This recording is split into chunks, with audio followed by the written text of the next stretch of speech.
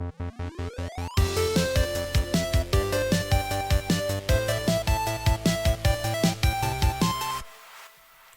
right, what is up? And welcome to another Gift of Gaming podcast episode. With me, your host, Darren Wade. How are you guys? I hope you're all well out there, having a listen in. And this week, it's one I've been looking forward to, the big three in 2023. So we're looking at the likes of PlayStation versus Xbox versus Nintendo to see kind of who's going to bat the highest for the year 2023. And batting, or boxing, because I haven't got my sports reference ready for this yet, in the green corner, fighting for Xbox, Best deal in gaming. Mr. Xbox Games Pass himself, Best deal in gaming. Luke Maycock. The best deal in gaming. Luke, how you doing? I'm doing great, Darren. How are you? You ready to fight for Xbox's corner? I've brought the energy. I'm all about it. Let's do it. Let's do it. And fighting for the red corner, the critical himself, the man representing Nintendo tonight, Craig the Critical Nolan. Craig, how are you? I'm okay, but this seems a bit unfair as my character has no arms, so I don't know how I'm supposed to win this one, you know? I have no idea what that reference is, Luke. I don't understand it either, no. Just to the fact that, like, Nintendo themselves, you know, kind of do things ass ways, so if this is a fight, you know, and it's like we're throwing punches with no arms. Nintendo wouldn't have brought gloves, they would have brought, like, football boots. So you guys are all prepped and ready. We're not, like, this isn't, listen, hey, I'm all about, you know, let's represent everybody, and I'm all about gaming as a whole. So it's not too much of a competition. I think what we're here to do today is to discuss kind of how we felt the big three fared in 2022 and what we're looking at in 2023. But before we get into that, Luke, Craig, it's been a hot minute since you guys were on. You guys playing anything new? Playing anything different? Well, myself, I'm not playing anything new. I'm still playing Hades from last week. But as Luke wasn't here at the time, I just thought I'd bring it up again and, you know, play it a couple. Like, I'm probably finished with it, but I just played it like last night to be able to say tonight that, you know, I'm still playing Hades. But I cleared it there a couple of days ago. Oh, nice. I was completely in the wrong. Like, it is a great game. Yes, you know, especially for its money and stuff like that. Oh, and like it's so happy. It's post-game content and stuff. Like, but more just because. I mean, I've even started rewatching Blood of Zeus because, I mean, Hades, Zeus, all that. It's all very cool, the lore and stuff like that. Yeah. And because this game is constantly just giving you little extra conversations here and there, you know, I'm like, I want it. You know, I just wish there was more. And sure, in Hades 2, it has me really, really excited now because I want the gods to show up at the House of Hades and, you know, have like little meetings and give out to you for killing them and stuff like that. I think there's just so many places it could go. Craig, when you say you've cleared the game, I let the main credits roll. I still have to, see what the plot is for... You beat Daddy Hades, basically. I beat Daddy Hades, yeah. Okay. About 10, 15 times now. All right, okay, yeah, going hard. But it sounds like you haven't... By the way you're talking about it, sounds like you haven't got to the true ending yet. No, I haven't done a true ending. But I mean, I've unlocked most of the extra weapons, so I can't seem... Like, if it's really just a case of I have to go through 40 minutes to get one extra... 2 lines of dialogue each time, then I will quit instantly because that's not enough. That's padding, you know. But before that, it's been good because all the different characters have been doing stuff, and I've been unlocking so much new stuff, new content, and it feels fresh. But some of the new weapons just are very similar to the old weapons, and I'm starting to get a little bored at that stage. So I'd say I have about 10 more runs in me before I'm done, regardless of the true ending. Okay. And has this changed your opinion on roguelike? No, because I've looked them up, and from most people, it seems Hades is the best one. So it can only go downhill. All right, okay. So you climb to the top straight away, and that's it for you. I climbed Mount Olympus, and it is a long way down. Okay. What about you, Luke? You picked up anything different recently? Anything new? Well, speaking of roguelikes, I was from the first episode or second episode when we did the Game Awards. Chris turned me on to Vampire Survivors. Yeah. Okay, so you're in. You're heavy. Man. Free on Game Pass, so I was like, I wanted to play this. What isn't free on Game Pass? Look at he's already... No, wait, hold on, that's cheating. He's plugging Xbox already. Did you hear that? Free on Game Pass malarkey? I know. You can't just say that type of nonsense. I need the world Save to know it the for truth. the bout, Luke, okay? Save it for the bout. Have that stricken from the record, folks. Yeah.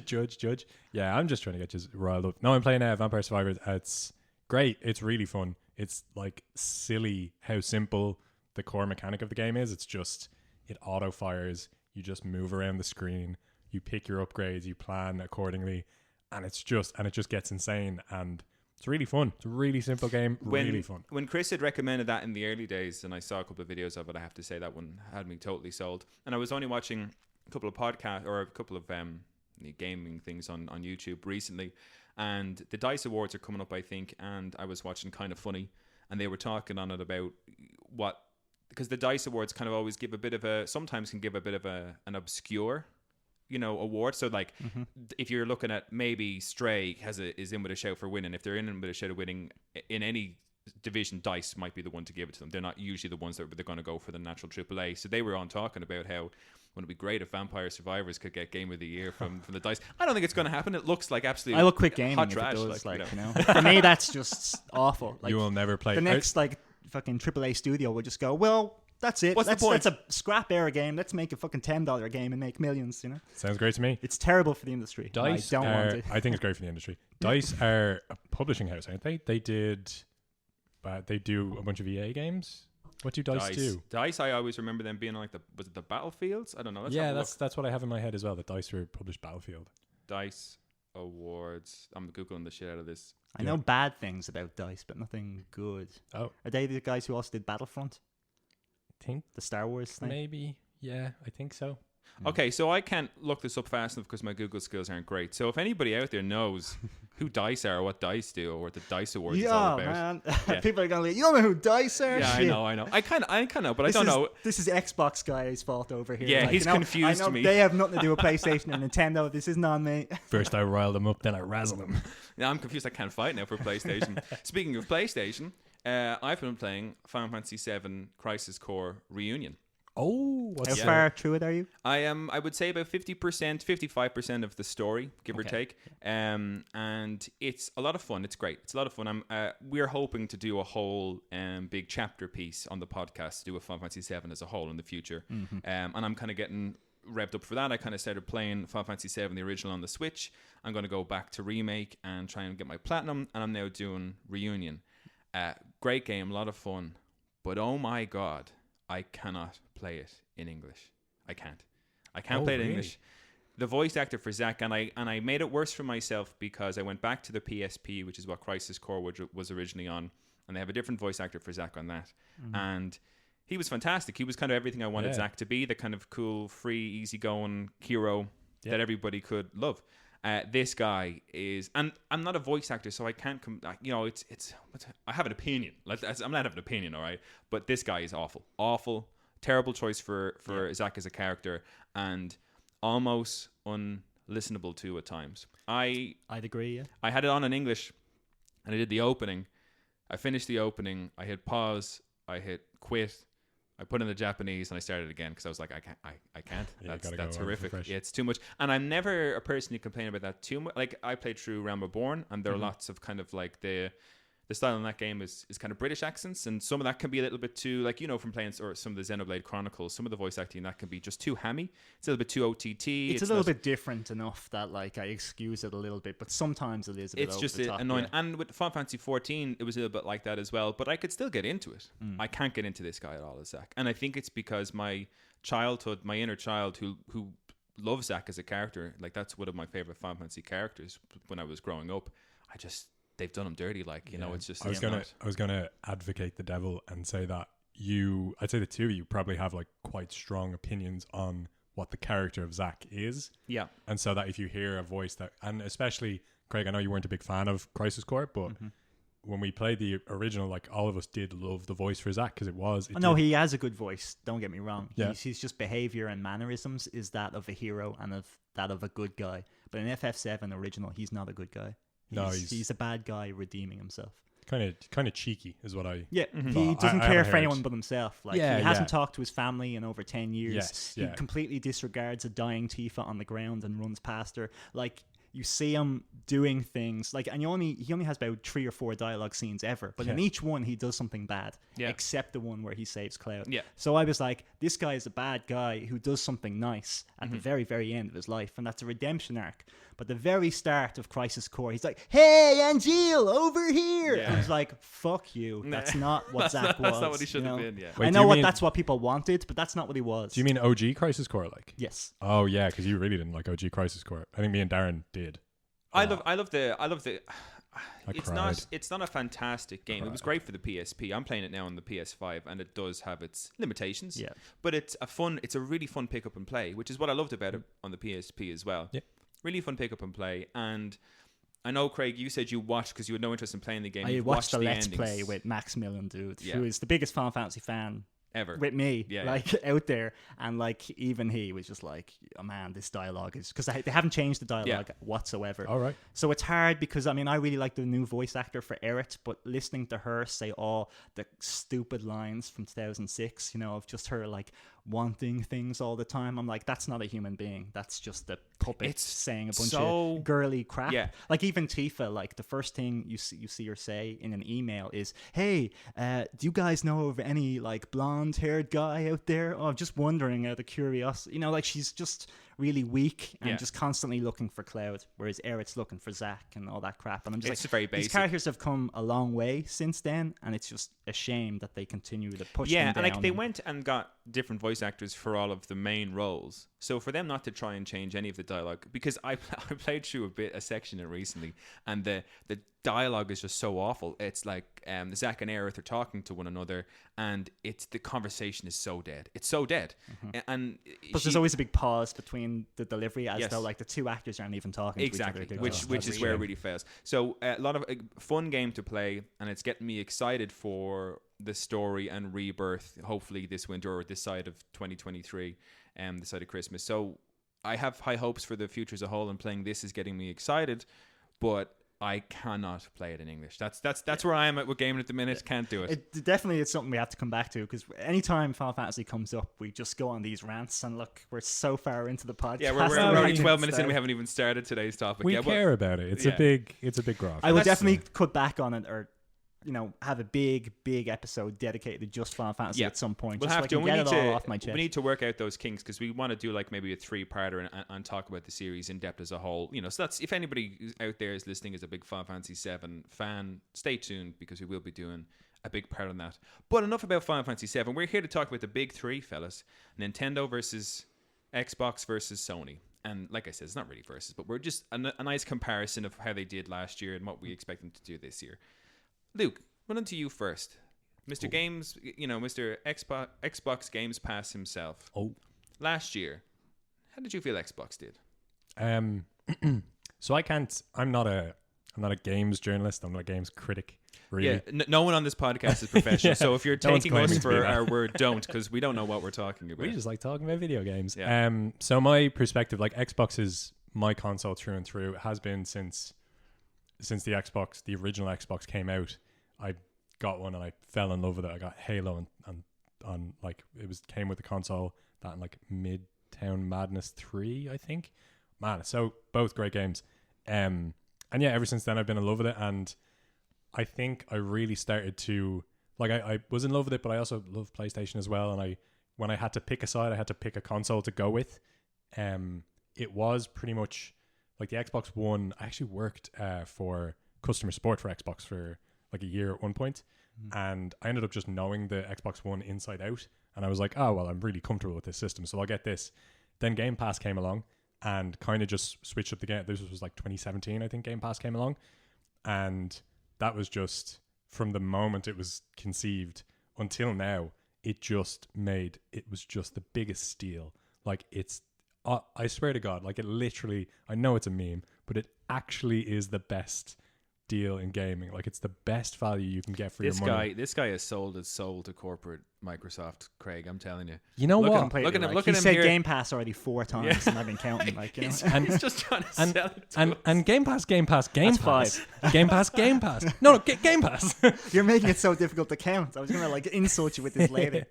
No, it's I do actually worry about that sometimes. I literally think it's such a good deal that, when we have the case that Sony brought up against them in, I think it started in Brazil and moved on to the States and stuff, where for the Blizzard Activision acquisition, Yeah. and they tried to block it because they said it was It's unfair. Yeah, it was unfair. Like competitively, and I think with that one, that's one of the things in the podcast that in the future I'd like to talk about. But that as a whole thing, I'm glad people are fighting for it, because Call of Duty is one of the biggest series of games out there, and to come in the way games are now and the way games are becoming more and more accessible for everybody with crossplay and everything like that. Someone coming in like Xbox, boo, because I'm a PlayStation guy, I'm just going to boo it. Nice. Coming in and trying to buy it, I'm glad people are fighting for it, because something like that shouldn't be made exclusive. It shouldn't be allowed, in this especially after day and age. such a long time of them being shared. For someone to just kick the others out. I mean, gamers wouldn't even take that nowadays. Like, they might get away with it, but the sales would drop. Well, fucking revolt. Like, I think you're both wrong, but but I wonder why. I like that Sony are challenging them on it, because I wouldn't be a very pro, like super pro capitalist guy. Like, I don't want them to just gobble up everything and like get a lion's share of the market like that. I do want people to challenge them on it. I don't think Sony have a case, because this is just the exact same thing that Sony have been doing for years. Not Nintendo. Nintendo don't really do that. But Sony and Microsoft have been doing this back and forth for years. And now Sony are going, well, this is a step too far. And I don't think it is. But what did Sony take off Microsoft, out of curiosity? Because they've always had Final Fantasy. They've always had The Last of Us. And they've always had these like homegrown games. They have kind of exclusive releases for a while, but all of those Final Fantasy games now come out on Xbox eventually. Sony can only hold on to exclusivity for a while. Has Remake come out on Xbox yet? No, it hasn't come out on Xbox yet. Crisis Core is out on Xbox day one. That's on all consoles. Yeah. Who would possibly care? Like, FF7 Remake came out 2 years ago. That's the one you want to go for. Anyone who ran to, and that's why I haven't played it yet. I think with my gripe with that would be, like, Xbox recently bought up Bethesda and things like that, and I think studios like that are kind of, I would say, middle of the road in terms of popularity. And it's not a diss at all to Bethesda. They've made great games in the Fallouts and all that, but I think there wasn't an uproar, I think, from PlayStation for that, because it just doesn't have the following. And like, I'm not a guy who's gonna go around and waving the flag for Call of Duty. I play the odd Warzone game, but I'm not a Call of Duty guy. But I do believe something that is so entwined in gaming. Call of Duty's been around for years, and there's almost a new one every year. It's always in the top 10 sales of games every year. I think taking something with that much buying power away from everybody else isn't fair. I think guys fighting for the the middle tier publishers, and again, I'm not trying to diss Bethesda or anything like that. I think fighting for that I'm okay with. But the idea that some of the big things, the most popular things out there, being bought up and not being made available to more gamers, it's counterproductive to the way I think gaming is actually going. Like, it's being made more and more accessible for people. Crossplay is getting more and more popular amongst games. But the idea that you could take one of the biggest online games ever and say, yo, we've just got loads of money and we're going to buy this. And this isn't a diss. It's kind of a little bit of a diss on Xbox. But you look at Xbox over the last 2 years, there's been no IPs. There's been no AAA, amazing, really well-selling, hugely popular and successful game that's been an Xbox exclusive provided by Xbox in the last 2 years. And I think this reach out to try and buy Activision was kind of them trying to play catch up, and them seeing this as the way to do that in that moment. Well, there's no denying they're way behind, and they need to do something, and this just makes sense to do. But until you have actual games, it doesn't matter what you've bought; it means nothing. You guys are smoking crack. Microsoft bought out Rare, and everyone was like, "Oh my god, what's this going to be?" It meant nothing.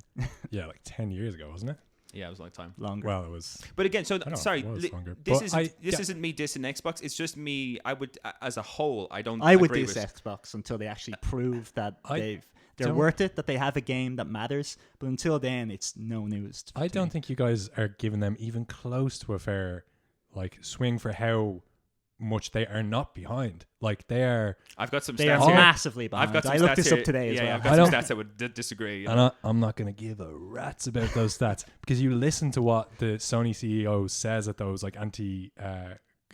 market competitive hearings. Mm-hmm. All the stuff that he's coming out with at those hearings are, well, Sony will never be able to make something that competes with Game Pass. We're just so far behind now that we won't be able to catch up. So that's an unfair advantage Microsoft have. And then keeps rattling out all these points. So I'd agree with you there. So them saying it's an unfair advantage because they've had Game Pass, that was a choice that Xbox made, a very intelligent one. A great choice. Yeah. And PlayStation, Sony are way behind, and I don't think PlayStation will ever make a thing too compete against. They rejigged. Did they not already do it? No, they rejigged. tried. They rejigged the PlayStation Store and your PlayStation subscription. That has like 100 100 games on it. But they weren't on top of their game. Like they weren't thinking that far ahead. Xbox is miles ahead in cloud gaming as well. It's probably ahead of where Stadia was.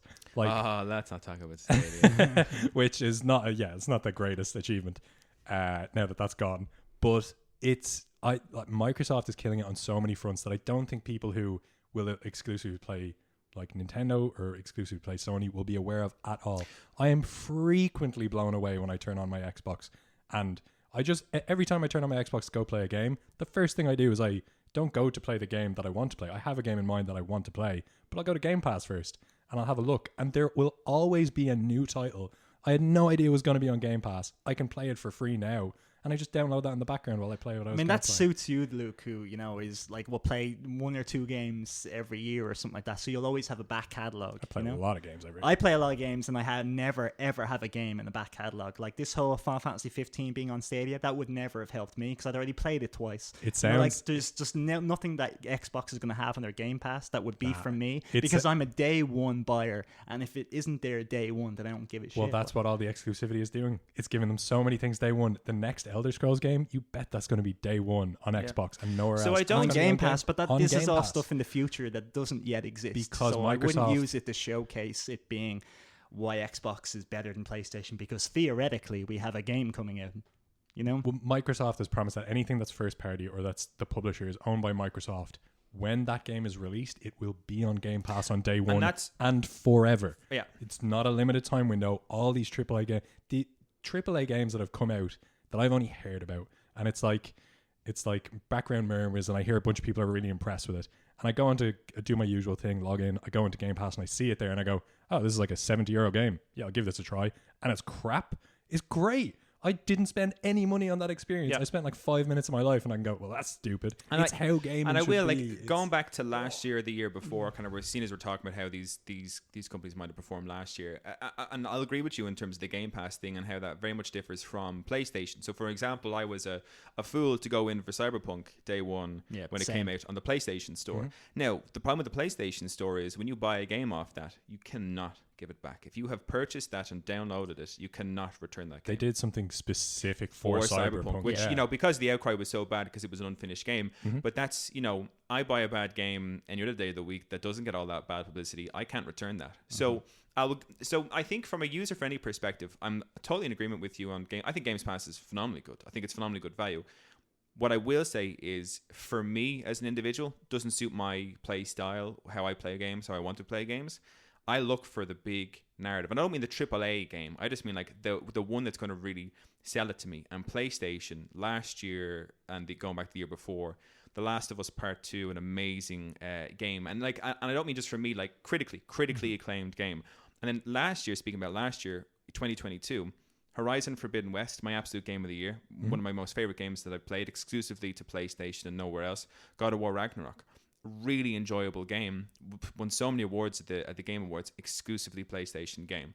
So I get the Games Pass thing, and like PlayStation has their own thing where you get like the 2 or 3 free games a month, and there have been months where those are Xbox has that as well, well, separate to Game Pass, where like it'll be 2 or 3 free games, and you go and you get the license for the game, so for that month. And so you have that license in perpetuity. When Game Pass withers away and is no more, you still have those games. Yeah, so I think it's the same for PlayStation. I think once you select those games... It does sound like the Team Xbox, whatever, are doing a lot behind the scenes to, they're working hard because they have to work hard because they are behind in the games department. But they're doing a lot of good things, like you say, with the Xbox Online.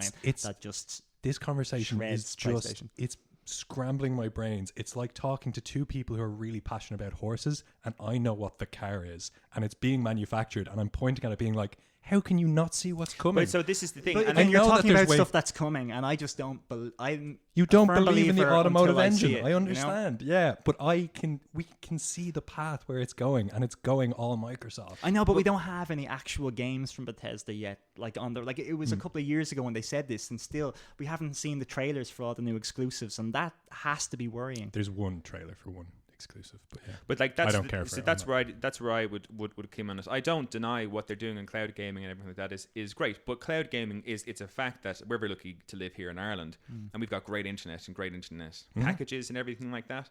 You know, from the States, cloud gaming is still a long way from being feasible based on people's data packages and everything like that, because data costs a huge amount of money over in the States, and the usage and everything like that. I mean, here it's amazing. You know, here to be class because we don't have to worry about caps and things like that. Over in the States, it'd be a nightmare. So cloud gaming, I get what you're saying. They're going in the right direction. But Luke, I'm talking about 2022 and 2023. What's Xbox? So like that, you know, Game Pass, I don't deny it's good. I don't think it's like the greatest thing to happen to gaming, because I think it's great value, but there's nothing that I look at Games Pass and say, well, I own a PlayStation 5 and everything I want to play that's on Games Pass I can on PlayStation, but because it exists there. Pay for it potentially, but you do get, like I said, my catalog of, let's say, the PlayStation Plus games is massive. Do you know what I mean? And in terms of, like I said, I've never, and like I think again, I'll always say this, I think it's great for gaming. I think it's like fantastic and affordable, but I've never said to myself, fuck, I wish I had Games Pass right now. Never once. And that's just the way I play games. Maybe people would agree or disagree with me, but I've been a PlayStation player. That's the corner that I'm batting for on this podcast, and I have never once longed to own an Xbox or have a subscription to Games Pass.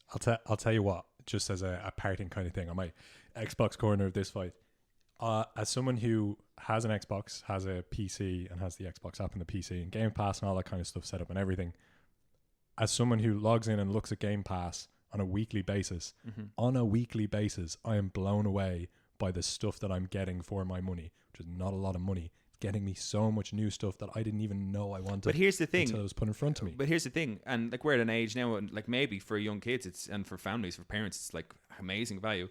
But are you ever going to get to play all those games? All of them? No. But am I going to always have like 3 games that I can hop between and enjoy the crap out of? Yes, more than 3. Yeah. I have such a varied experience on my console. I think it might have to be something that you just sit down with for a while and you just scroll through the Games Pass catalog and you see a bunch of games and you're like, I've heard of these games and see people playing them. I can play them now myself. I like games. I'll play. Yeah, it's a no-brainer once you have it and it's in front of you. I think that's my Xbox biased kind of opinion. But yeah, that's it. I think Xbox is doing everything. You guys are going to hit me with some figures in a little bit. I think the tracks are being laid. I think I can see where this is going. Yes, and I'd agree with you there. I think they're laying foundations for what could be. I'm not saying will be, but could be an amazing empire. Yeah, exactly. Like, I mean, in terms of if they can get, and this is the thing, this is what people crave. It's proven in what's winning Game Awards. It's proven in what's the most bought or sold games through the year. People crave these amazing exclusive deals that you can get. Xbox has not delivered on that in years. And that's, you know, like you look at the Game of the Year awards, things that are nominated, nothing in all that has ever been something that Xbox would be able to shout about. Yeah, I can concede that point. And that's like I said, Games Pass, amazing deal. But what I'm very interested is, you know, because we've just done PS5 and Xbox. Craig, how do you feel Nintendo Want me to did bring the last tone year? down, make it a bit more silly. Let's get it whimsical up What's in here. Nintendo doing with your crayons over there? Yeah, Well, I wasn't even going to fight for Nintendo. I was just going to name some games and be like, yeah, they were all right. Well, I mean, listen, but I'll take third place any day of the week. Yeah. But Lucas kind of made it easy for me in that he said Game Pass about 50 times. Yeah. But you want to know how many games he named throughout that entire speech? How many games did he name, Craig? Did you want me to name games? Oh, he didn't name a single game. Do you want me to start 20-minute naming rant? games? But do you not think that should have been somewhat relevant to your speech about games? It's baked in there. I can go into that. I've realized I've talked for like 20 minutes already. But my favorite game of all time, Game Pass. My favorite game of all time, I only discovered because it came up on Game Pass, and Outer Wilds, yeah. And I said, I'll give this a shot. Fucking blown away. Didn't pay a cent for that whole experience. But again, Outer Wilds is a game that came out 3 years ago. No, but also I do, and again, I don't mean to be kind of putting the argument to you, but I also play Outer Wilds and didn't pay for it. It came out free on PlayStation for a monthly games thing. So I get where you're coming from, but also I don't think it's again, games has to be on end. But hang on, we're not giving Craig, we're not giving Mr. Nintendo a fair shot to represent the red corner. It makes it easier for me. Okay, so I'm just looking through 2022 at Nintendo because, in actual fairness, I spent a lot of time playing my Switch. Yep. Aside from Smash Brothers, which is about 50% of all my gaming activity. I don't even own your Switch, and I still say 50% of my time is on your Smash Brothers. I played a shit ton of Persona 5 Royale, but like Luke and like Darren has said, like that didn't come out originally for the Nintendo, so I don't think that deserves any sort of points, any sort of recognition. That's just a game that I wanted on the Switch because I like the feel of it for Switch, and I like the idea of it on Switch. To help bat for the red corner here, like to be able to play a game like Persona 5, which was so enjoyable, handheld. That's a really big I know, and that's crazy, but I've been waiting 2 years for it. Like Joker was announced in Smash, and I went to Persona 5 any day. Yeah. They're gonna shadow drop that. They've time. slapped me in the face every day for 2 years. Like, so no, I'm not gonna give them props for it. I am playing it now and I am loving it, but I hate Nintendo for taking this long to put a game that clearly is designed for Switch on the Switch. You know, they're giving us Persona 3 and Persona 4 next year. But I mean, those are exact copies of the PSP games that they're releasing. So for me, that's worth zilch. When I played Persona 5, the best of the three, I don't want to just play some hand-me-downs from 2005, 2006. And that have taken so long to get to you as well. It feels, if I could just like bolster the point a little bit, it feels like a really great, like the thing that Nintendo just does great at the moment is their console is so fucking cool. Like to be able to play games like that in handheld is not an experience you can get on an Xbox or a PlayStation. Like Hades, it's crazy that it's not. You know, like as soon as I heard about the Steam Deck last month, I was like, oh, that's it, Nintendo's dead. Yeah, it's over. Know? But at the end of the day, they have the best first-party lineup out of any company of all time. Maybe Square can compete a little bit with them now, but realistically, it's Nintendo are the top dogs with Pokemon and Mario Kart and Mario and Zelda. Like they're untouchable. The biggest names. I mean, Mario has quite possibly got to be one of the greatest. I mean, Mario Kart 8 is history. still like in the top 5 best-selling games every year. Like, you know, since its release. But games of 2022, and this is why I think it was actually a bad year. I just happened to play it a lot, and I was looking through them, and there was Pokemon Arceus. You know, I'm sure that sold millions, but for me, it's other crap. There was Fire Emblem Warriors, and I don't know what the Warriors series means for you guys, but anytime I see a game, I'm always excited until I see the word Warriors at the end of it. Hyrule Warriors. Fire Emblem Warriors. It's just what you were expecting. Persona 5 Rumble, but it's a Warriors. It's like Diet or Light. Like, oh wow, a sequel to the game I want? No, it's just a moderation to that game with terrible graphics and wave after wave of Agent Smith style enemies who all look like terrible CGI. It's all the appearance of the thing you love the most and none of the substance. You just like one. It's just one enemy copied and pasted 100 times, and they all just look exactly the same. There was Teenage Mutant Ninja Turtles. I don't know if that came out for other consoles, but that seemed like a good game. Darren, you played it, right? I played it. It was a lot of fun. Did it blow me away? No, but a fun game. It's an old school arcade game, you know. Well, the Cowabunga one was a remake or rebringing all of the old games, whereas I think Shredder's Revenge was kind of like an updated and remastered one, which was a lot. I mean, listen, it looked great and played a lot of fun, but again, it. So it goes to my point. So like I wouldn't buy a Switch for it. Games, yeah. So after that was Mario and Rabbids, the second one. Now people will go on about, the first one was a great game, and I'm like, was it a great game, or were you just expecting something so fucking terrible that it was okay by consideration? Because as someone who's played XCOM, I can tell you right now that Mario and Rabbids is not a good game. You know, I think again, I never heard someone. It's say just that a before. watered down version of a great game. You know, just with far less. It reminds me so much of how, you know, Mario do like the golf games and the football games. They just put nothing into it, you know? And even these guys, whoever makes the Rabbids games, whatever. But I mean, are their characters so unrecognizable that they just have to put a Mario version, a Peach version? How about an actual Rabbid? Do we even have one?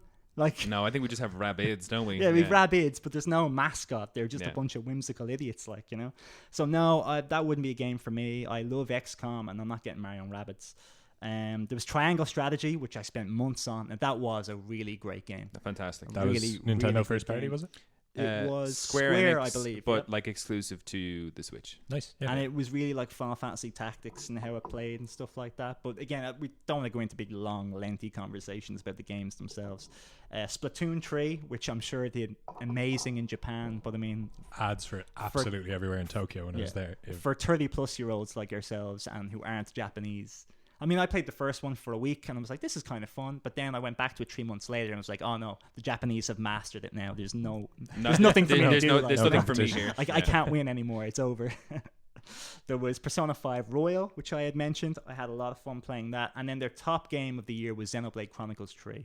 And now I loved Xenoblade Chronicles, the original, but every game since has been worse than the previous, in my opinion. Xenoblade Chronicles X was my most anticipated game on the Wii U, and it was an absolute pile of dog crap. I absolutely hated it. You couldn't even play the game without like 40 gigs of memory or something like that, when the original Wii U had 8 gigs, so, work that out. Yeah. So that was 2022. So I don't know how I'm supposed to win this kind of argument, because Triangle Strategy was great and I really enjoyed it. Persona 5 Royal was great and I enjoyed it 2 years after I should have enjoyed it, Yeah. So I know you credit Xbox being like, oh, I can play the Outer Wilds and stuff, but for me it's negative points if it's years ago that it was first released and now you're getting to play. Okay, fair. So just to put it in perspective, I mean, I'll do briefly 2022 for PlayStation 5, and I think I only have to say these 2 words, and that's probably enough. But God of War, Ragnarok, and Horizon Forbidden West, and I realised that's actually 7 words. Yeah, 7 words, not 2. It's 2 I games. was counting them on my fingers. I was like, what is he doing? I realised it's 7 words, not 2. Two 2 points, and I think that's all I need to say. I mean, we look at this is what people are buying. Like, people are going out of their way to buy a PlayStation 5 to be able to play what PlayStation Studios now are coming up with as like the most sought after hot topic thing in video gaming. Do you know what I mean? And the idea that anything like whatever Naughty Dog comes out with next will be exclusive. Final Fantasy VII Rebirth for the Final Fantasy hardcore fans, that's going to be timed exclusive. But I mean, Remake, the first one was timed exclusive for PS5. It was meant to be for a year, but it still hasn't come out for Xbox. So I don't know what like the if deal Final is Fantasy there. Remake Part 2 or Rebirth, was like a day one Xbox exclusive, I would buy an Xbox on the day it came out. Like, there would be none of this wait 2 years and I'll play it for free type of nonsense. I would buy the console the day it comes out. Which is where I think the because I need successful. that game, But there's very few Xbox games. Well, there's actually none that I need to play, because I have everything that I want to play with just the other 2. So just to put it in perspective on units sold in 2022, going by the Xbox, is it Series X? S? Yeah. Xbox Series X and S, the Nintendo Switch and the PlayStation 5. In 2022, in third place is the Xbox Series X and S with just under 9 million units sold.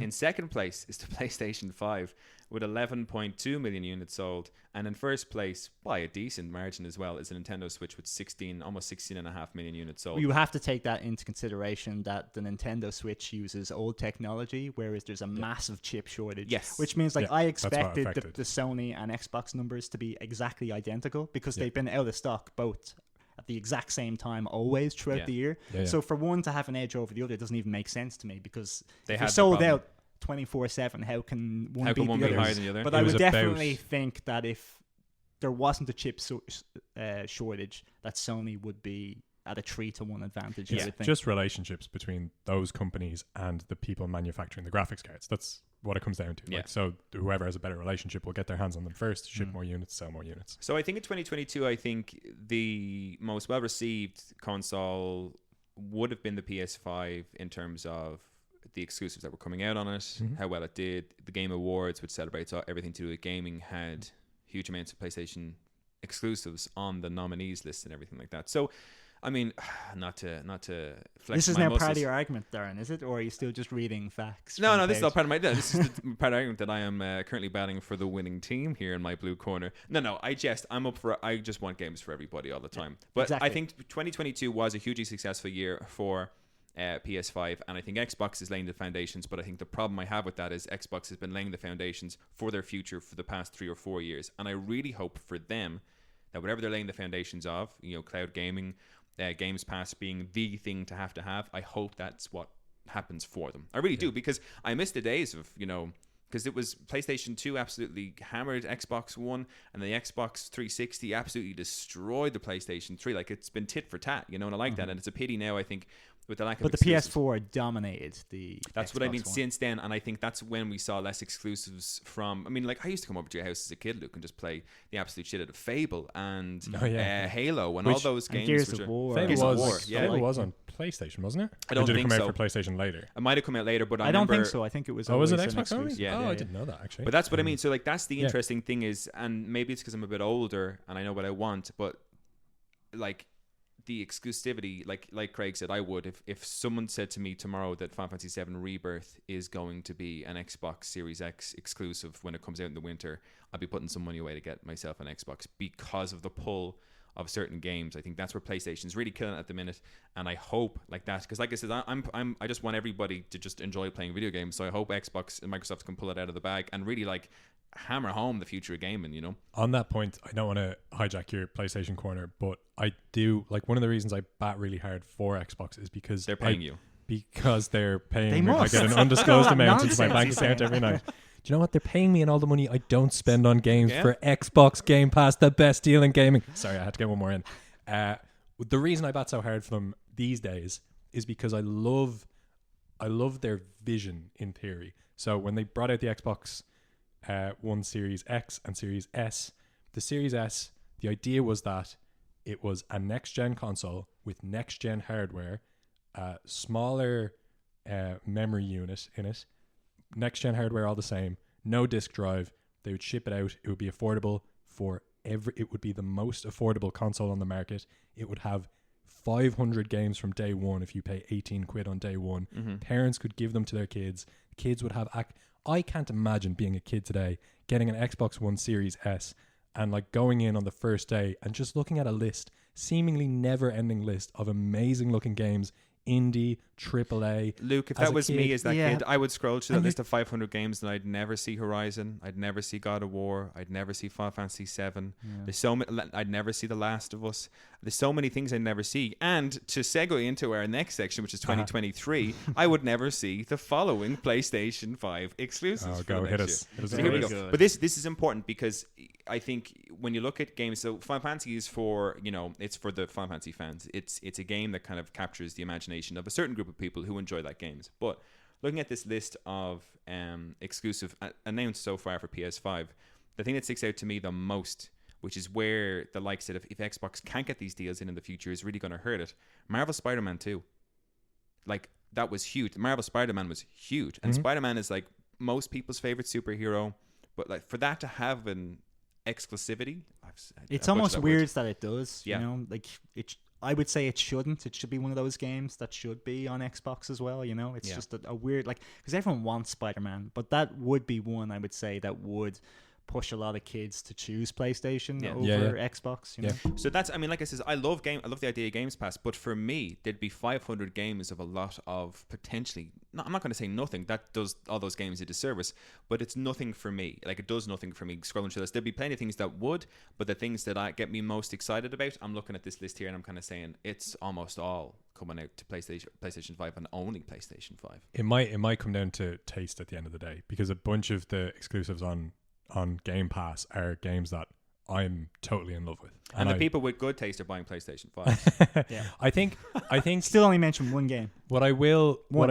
I can get. Do you want me to pull up Game Pass right now? I don't need you to pull up the Game because Pass. I will. Maybe if they were on the top of your head, I believe that you like them. 20 minutes. If you have to look at a list, you clearly don't give a shit. Gentlemen, please. We all want to be friends in games here, okay? Do you want me to pull up a list? No, name them off the top of your heads. Jesus. Deathloop is the current one that I'm. Deathloop is not an exclusive. It is an exclusive now because it's owned by ZeniMax, who own Bethesda, who own and publish. Deathloop is 100% on the PlayStation free exclusive thing. Yeah. You are correct. It came out for there first because Bethesda signed an exclusivity deal with PlayStation before they did their deal with Xbox. Okay. So now it's flipping licenses back across. So I'm not gonna go down this rabbit hole.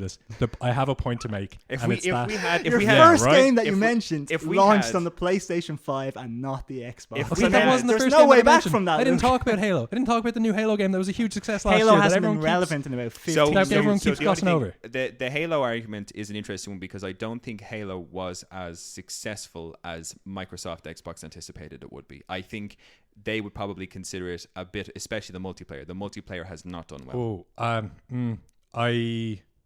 agree with some of that point, and I disagree with other parts. What do you disagree with? Only from personal experience. I think the multiplayer is done phenomenally. I think it's done exactly what they wanted to. I think it plays well and everything like that. But from my reading, and again, I haven't played it, so this is coming from an area of me just being a bit of a keyboard troll or whatever. But I've been reading articles and people have saying that it has lacked any sort of what's the word, kind of ongoing service. That there's still too few maps. That they haven't broadened the types of game that they have. And like I said, that happens for a lot of games, but I think Xbox is Halo. Halo is Xbox. It is their Nathan Drake. It is, it's their Mario, and it hasn't. I mean, I remember I was so excited for it coming out and all the announcements, and I remember the lull after its release. Yeah. And I think that's what I mean about Xbox is that I wanted to hit those sites. I wanted Halo to come out and be like me hitting you up and be like, are you ready to go online again like we did when we were like 13, 14? But it never felt like it was able to do that. Yeah, true. And no, I think the multiplayer, and again, this is mostly like personal experience. I think the multiplayer slapped. I thought it was incredibly well designed, like blew me away, exceeded expectations, and I'm a big Halo multiplayer critic as well. Like I don't think they've really peaked properly since Halo 2. A lot of people love Halo 3, but I'd be in agreement with you there. Yeah, I think Halo 2's definitely been so the height. So much fun. I was young as well, so I don't know. And the campaign in the Halo game was a bit of a nothing burger for me, which was disappointing because that's where I come from, kind of thing. But but the points that I was originally trying to get at is that I will concede and I will agree. I think when it comes to 2022, that Xbox lost the battle. But I think the war wages on. Oh, okay. And that's cool. Yeah. And the future is green.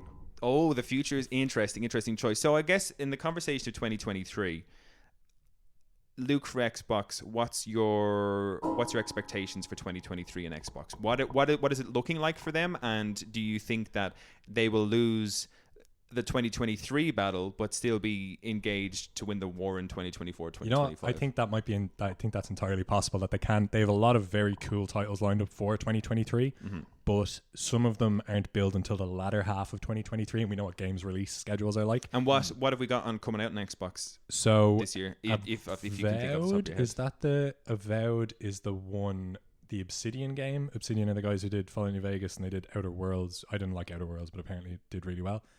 And they have Avowed coming out, which is like a first-person kind of. It's like I hate saying this. It kind of looks like Dark Souls if it was like first-person kind of thing, except you have magic and stuff. Looks like a really cool like Elder Scrolls game, basically. Really proper next-gen, gorgeous looking. That looks sick. They have Bethesda's new big flagship game, Starfield. No, Starfield is the space one that everyone's quite excited about. Yeah, that's it's not Bethesda. I'm pretty sure it's not that one. It might be. I know very little about the game because I looked at the trailer and I was like, It wasn't on Game Pass. it will be on Game Pass day one. It wasn't at the time. It's not out yet. Maybe it's it won't be out for another few months. It just looked like not for me. A lot of stuff on Game Pass as well isn't for me. But you have the choice, and that's the important thing. There are things that you can find things that are there for you and not for you, but it's all there. Can I just say, looking to 2023, I will say that if we're fighting the war along the lines of exclusivities and stuff like that, I think it's very possible that Xbox lose next year as well. But my experience as an Xbox goer, I genuinely enjoy the crap out of what I get from the console and from Game Pass on a week-to-week basis. It's so fun for me. I've wanted to play Persona 5 for the longest time, Craig. I talked about buying it over Christmas because I really wanted to get into it. It's on Game Pass. Like, Persona 5 Royal is on Game Pass. So I just downloaded it and was like ready to go. Stuff like that happens to me every week. And if Xbox keeps doing stuff like that for the next year, I'll be so happy. I'll be so glad I'm Xbox. Yeah. 100%. Nintendo, Craig, what do we got for 20? I'm just going to let you guys talk. I've got to fix my mic stand here. It's falling sure. over. Oh, no, so it's I'll let you guys talk I about yourselves about I have Nintendo. enough Yeah. waffle here to get me through. Thank you. Thank God. So 2023 is looking pretty good for Nintendo. So good, in fact, that it makes me think this might be their last year before the next, Switch, like OLED 2 or Switch 2 or whatever they're going to do, because generally they always run out of steam just before they switch consoles. So we have Fire Emblem Engage, which comes out in 4 days. That's a massive game, huge in Japan. Tree Houses, I was a massive fan of. Is that the next in the line of like the major Fire Emblem games? Major Fire Emblem. So none of this Warriors nonsense. Yeah, no this worry. is a Fire Emblem game, Yeah. And it continues on from Tree Houses, which for me looked like a 3DS game, only upscaled. And from my conversation in Pokemon that I hate that. Whereas this one, now when characters talk to each other, you can actually see the backgrounds, So it looks like they're actually using some of the Switch hardware to Slow make down, the game. Nintendo. So I'm quietly optimistic, but you just never know, you know. Yeah. The new Hollow Knight coming out this year. Apparently the first one did amazingly on Switch. So all these indie games, I kind of put a mention here because they tend to sell like best on Switch. Like Hades 2 is scheduled for this year, and that will be massive on hard Switch. for that to sell really well on Switch, given it's an Xbox exclusive and will be on Game Pass It day will one. be on Game Pass day one. But Hades 2 is exclusive? No, sorry, Hollow Knight sequel. Oh. Yeah. Hollow Knight 2 was exclusive? Okay. Yeah. God, Well, okay. I'm Maybe I'll have a couple more complaints to make this year. Someone But not told Hades me 2, the one that mattered. Hollow Knight. People love. Because I've never played Hollow Knight. I'm just mentioning it for It is hugely popular though, in fairness. Yeah. Hogwarts Legacy comes out on the Switch July 25th, so that's way later than the others. Hogwarts Legacy is coming out on the Switch. Yeah, I don't know how it's going to run. So that doesn't make any sense to me. Poorly. It's I mean, and not to kick you when you're down, Craig, because you're trying to represent Nintendo here, but Hogwarts Legacy on the Switch is gonna run. It's like gonna utter be. crap. I mean, anyone who bought The Witcher 3 on the Switch is an absolute fool.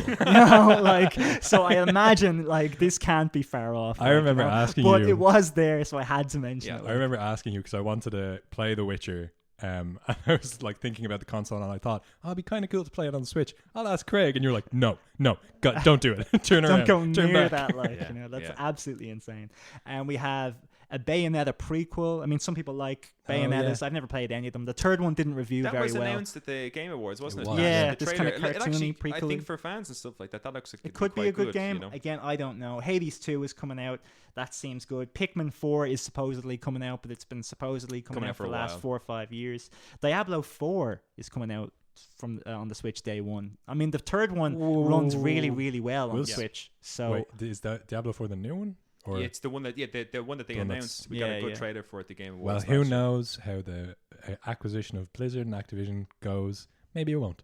No, it's scheduled for release. So I mean, I'm sure the lawyers got involved. They would have changed it. Luke, don't try to get in some secret brownie points here.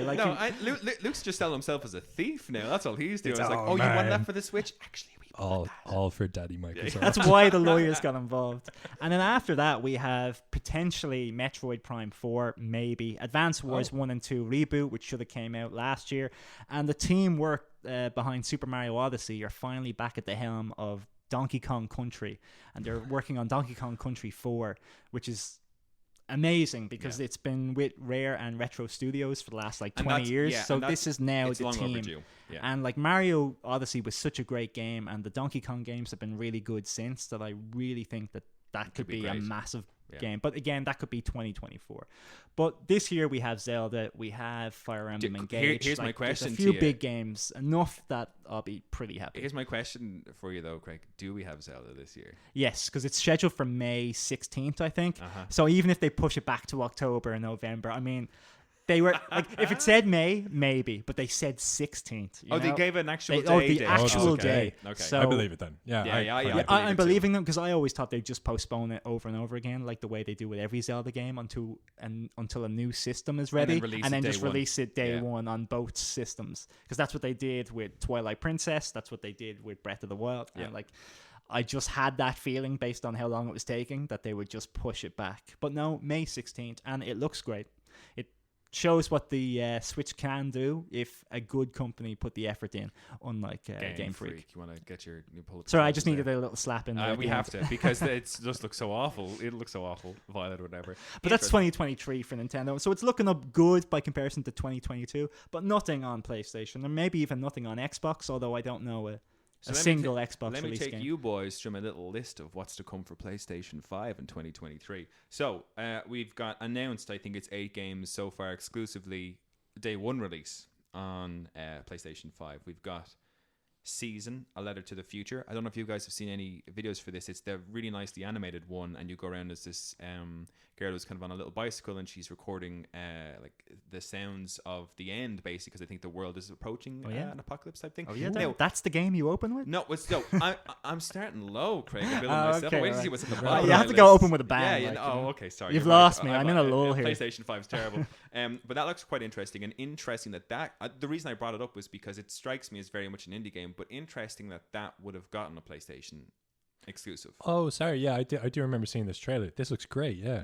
This looks really good. PlayStation exclusive on release, Luke. Do you know what I mean? So that's it's just weird that that's the kind of thing I find quite strange about PlayStation. It's something like that they'll go in for and try and get it exclusive because it appeals to a certain market, and I think it's their game plan on getting the exclusive titles is really, really working for them. Because after that, we've got Forspoken, which is a timed console exclusive. So I think in the future, much like Final Fantasy VII, it will come out. How long is this timed thing? I mean, usually a year, but again, bringing it back to Final Fantasy VII Remake, it was slated for a year after it would come out on Xbox, but that's still not out on Xbox. So I think it's based on contracts and negotiations. If a deal is like 3 months or something, then I'm like, okay, fine, you could wait that out. But if it's a year, then for me, that's an exclusive to that company. Exactly, because I agree, I wouldn't even give a shit a year later. Like, granted, I did with Persona 5 Royal, but I am still angry about it, What the hell is Forspoken? This is the first time I've seen this game. So interesting, because I think I asked you about it, Craig, as well, and you hadn't heard about it. I've been keeping up with it because it's a Square Enix, new Square Enix game, Square Enix, and I'm always interested into what they're bringing out, what they're bringing to the table. It looked amazing. It's kind of like a fantasy meets, or normal world meets fantasy world parkour kind of really nice looking game. Yeah, did you just put the word parkour in? Yeah, I did. Yeah. You should watch the trailers for it. But unfortunately, they released a demo a couple of weeks ago, and I played, and it's janky as heck. I don't like. I was looking at the games coming out at the start of this year, and I was like, oh, do I want to get Forspoken day one, or do I want to get Hogwarts Legacy day one? And playing that demo, I'm like, well, Forspoken's just off my list entirely. I don't think I want to play that. That's a shame. It is a shame, but I think it's a demo of a part middle of the game, and I haven't gone through like the tutorials and the learnings of it. So maybe it's probably not the best way to try and make an opinion of a game. But I had high hopes for that one, and the demo kind of dumbed that down. But again, like still an exclusive Square Enix game. Again, I'm working my way up this list, Craig. I can see you giving me a look. Okay. No, my stomach just growled into the mic, and I was just wondering if it was. Apologies if it was picked up. The next one is Horizon Call of the Mountain VR, and the reason I put this one up here is because I want to talk about PlayStation PS5 in 2023, PSVR 2. That's coming out this year in February. And although massively expensive and something that I'm really like, do I want to put money aside and invest in something like that? Because PlayStation VR 1 had such a weak start, but kind of grew to be something that was quite popular and had really interesting games for it. And I worry the same will happen with PSVR 2. But I really want VR as a concept to work. Like, that's where I can see part of our future. Do you know what I mean? In this virtual reality. And it seems to be a real slow build. But because they've made this so expensive, it strikes me as something that they're really putting the money into the games. How much is it going to be? Oh, it's like, I think it's the cost of a PS5. Luke, it's like 600 quid. $600 dues. Yeah. It's £530, so probably €550. Yeah, thereabouts. Yeah, which is really, really expensive. But it's insane. Part of me thinks that could really kill it from the get-go if it's not affordable. But also, if they're charging that, do they have high hopes for the investment in terms of what they're asking the AAA studios to do? Are they asking AAA studios to come to the table to actually? Because if they're not, then it's €550, which is more expensive than your console. So then you have a certain expectation that there'll be enough games to make it worth what the PlayStation 5 was worth. Because if that doesn't have 10 must-have games in its lifestyle or lifespan, then it's a failure. It's a failure. Yeah. I'm a VR dabbler as well, and I don't think that they can make that bet. I don't think they can either. Because like VR, when a VR game hits and does really well, it's almost like an anomaly, because it's like the studios are still trying to figure out like what's fun in VR. Like you had Bone Labs, which was the Boneworks. they were just trying to do everything and throw everything at the wall and just like not coddle the player, and that was one See stop. what sticks. Yeah, It's such a new area that's a big amount of money to bet on it. But I also I'm very pro.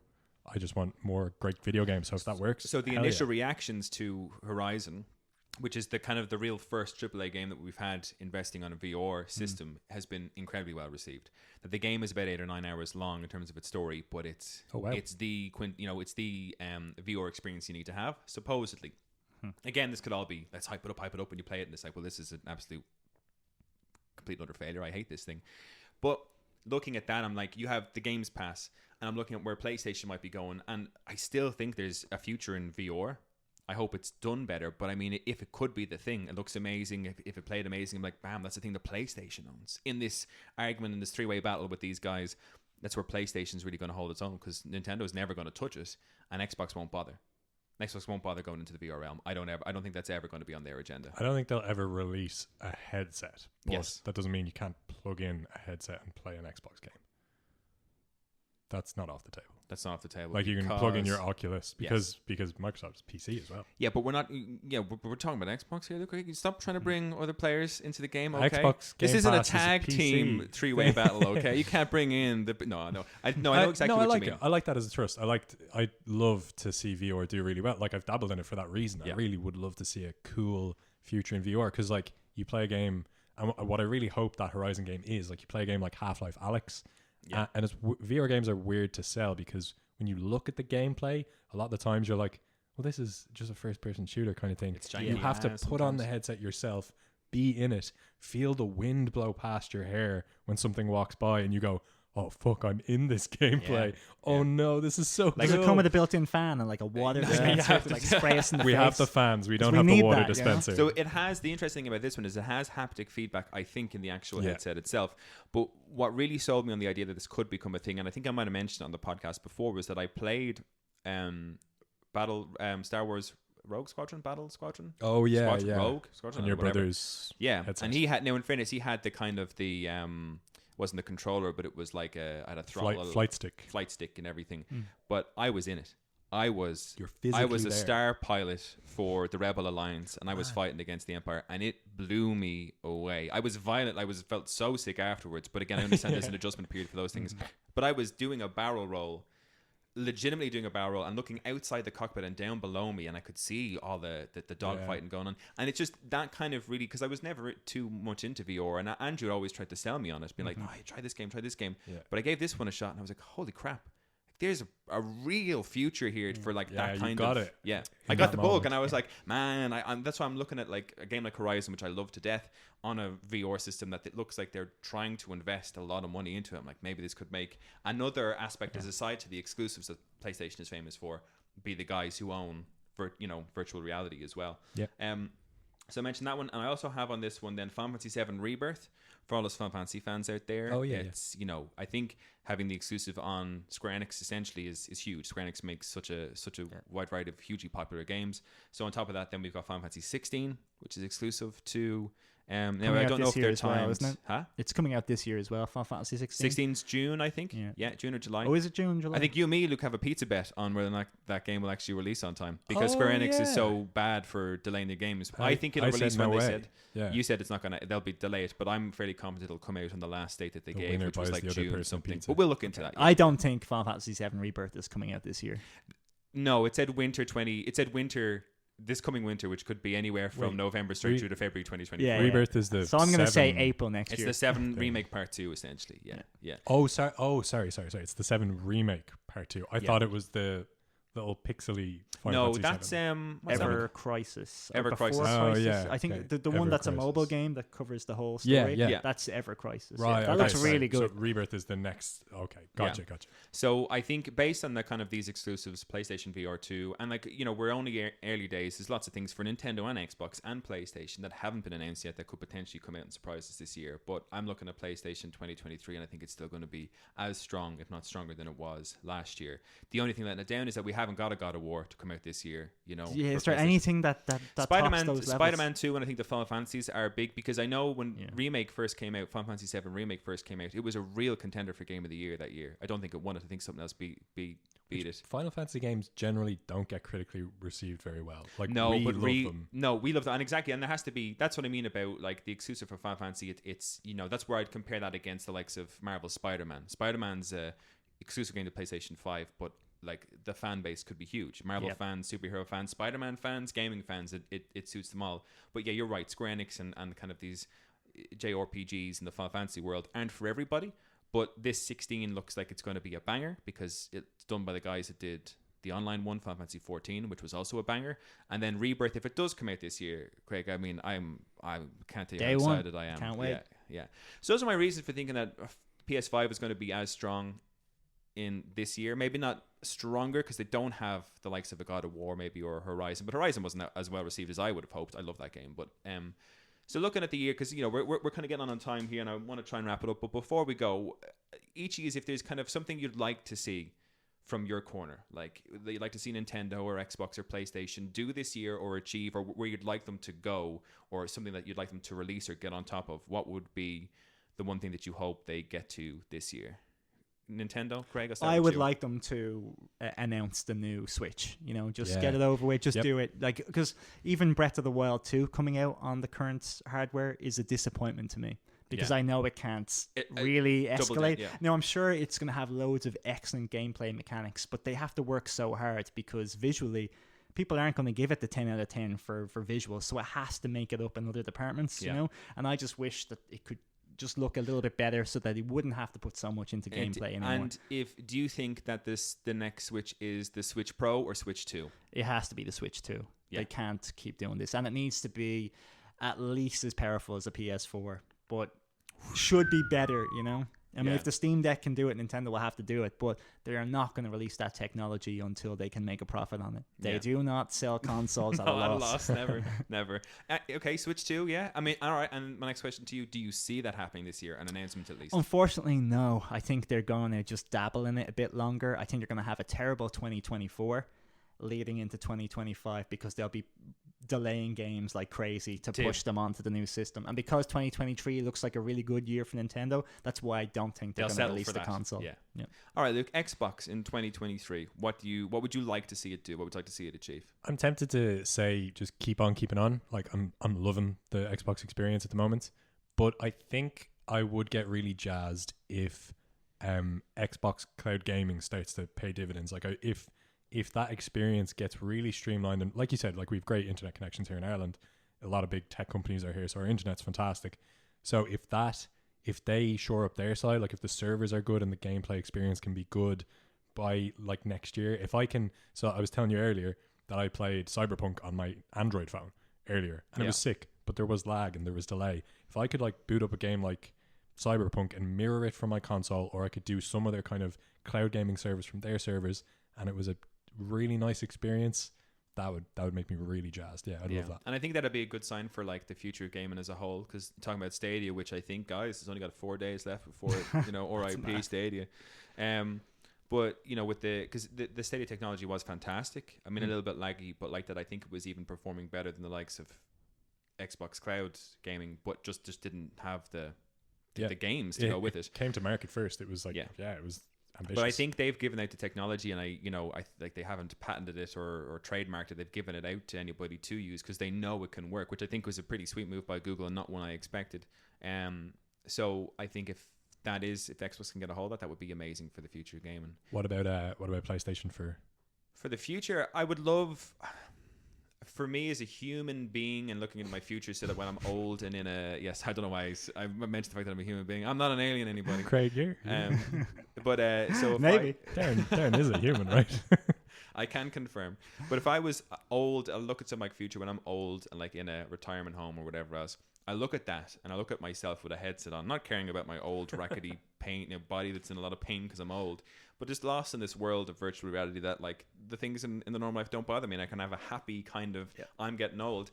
And I think a good sign of that being in my future would be the likes of PSVR 2 coming out this year and being critically acclaimed. So you're hoping to launch that dream you have in 2023? In 2023 I mean, with that's- PSVR 2. It's magical. Because it would be, for me, like I know the Oculus and everything exists out there, and I know the PlayStation VR has a bit to do, but they've got the studios, they've got the games behind it that could really pump out into those things. Like the idea that I could be in Final Fantasy 14 online doing an MMORPG and being there, you know, forgetting about whatever's going on in my real life. Just you know, lads, when we're 65 and retired, we're just gonna have the time of our lives. Absolutely. Like. Yeah. So that would be my thing for 2023, that PSVR 2 comes out and it's critically acclaimed and everyone's like, wow, the future is VR, because what's come out to date I don't think has kind of hit the heights that people wanted to, and I hope this does it. It looks amazing. People have said it, like it's just so comfortable to have and everything like that, like the controllers as well. So I'm looking at being like, I really hope that does it. So that'll be me. That's what Sweet. That's a great vision. And so for anybody who's listening, if you, I don't know, if you want to put Whoa, a poll, you're not going to end it there, are you? Why? What did you want? Well, you got to have like a closing argument or something for like the battle or something like Okay, that. Or right, are you so- just going to let people decide themselves? No. you know? I think we could decide ourselves. 30 here. seconds or less closing All arguments. right, I would be an honest vote. I think. Luke, I know you're getting paid by Xbox, but if you like, and like I said, I would Stop looking at my Revolut. So if you were to pick a winner for 2023, which console is going to perform the best?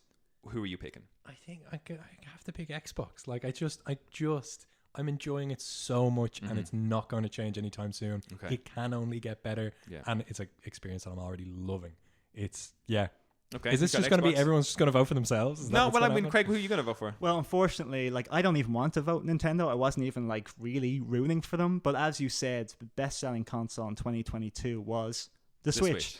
That console shortage isn't going away in 2023. So good luck to the both of you. It's getting better. And nothing, no Final Fantasy 16 and no Game Pass is going to touch Zelda for Game of the Year. So we're going to sell the most consoles and we're going to have the best game.